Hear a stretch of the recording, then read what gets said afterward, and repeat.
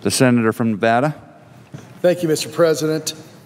As has been discussed much this week, I believe our nation needs a comprehensive energy policy that allows us to develop our own domestic resources and use existing resources more efficiently.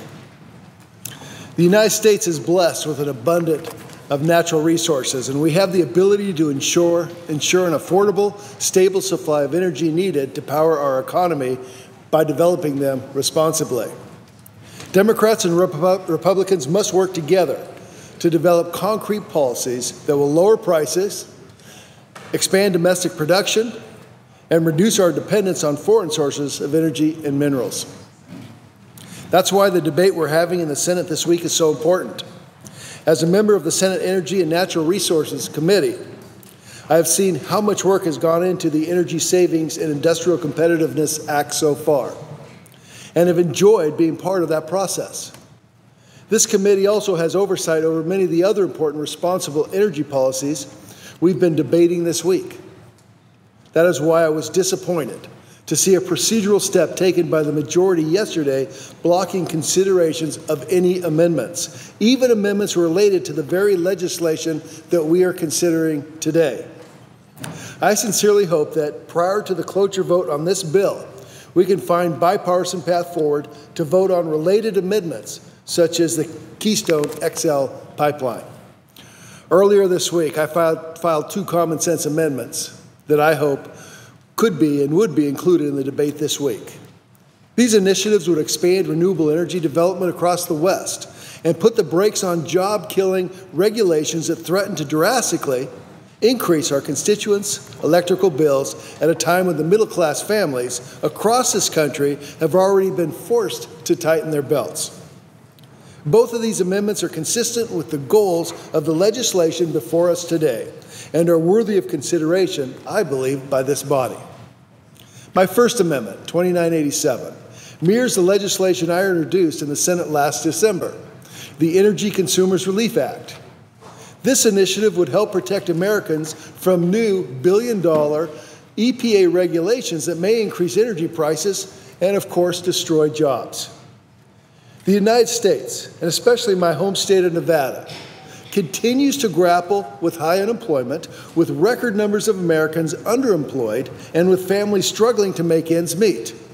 Instead of advocating for policies that will put people back to work, the Obama administration continues to develop rules that will increase Americans' utility costs, causing companies to lay off employees and stifle economic growth. Just last month, the EPA and the Army Corps of Engineers put forth a new rule that will significantly expand federal regulatory authority under the Clean Water Act. This rule would have a chilling effect, particularly out west, where our water resources are scant and hydropower plays a significant role in our energy portfolio. Just this week, I visited with local irrigation managers and our rural electrical cooperatives in my office, and they expressed strong concerns that this substantial regulatory cost associated with the changes in jurisdiction and increased permitting requirements will result in bureaucratic barriers to economic growth, infrastructure development, and energy production. These are the types of administrative actions Congress must rein in. My amendment would specifically require that the EPA be transparent when proposing and issuing energy-related regulations with an economic impact of $1 billion or more. Additionally, it would prohibit the EPA from finalizing a rule if the Secretary of Energy, in consultation with other relevant agencies, determines the rule would cause significant adverse effects to the economy. All we're talking about here, Mr. President, is transparency and accountability. American taxpayers deserve nothing less from their government.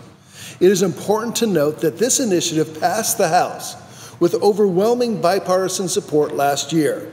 The Senate should do the same. My second amendment, 2992, which I teamed up with my friend from Montana, Senator Jon Tester, to craft this piece of this legislation.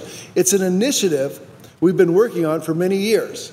The Public Lands Renewable Energy Development Act is a strong bipartisan proposal that helps create jobs, progress towards energy independence, and preserves our nation's natural wonders by spurring renewable energy development on public lands. In Nevada, we need jobs, not policies that make job creation more difficult. Energy is one of our state's greatest assets, and I believe that continuing to develop renewable and alternative resources and sources are important for Nevada's economic future. Geothermal and solar production in my state is an integral part of the United States' all-of-the-above energy strategy. In fact, my home state of Nevada is often called the Saudi Arabia of geothermal. Our nation's public lands can play a critical role in that mission, but uncertainty in the permitting process impedes or delays our ability to harness their renewable energy potential.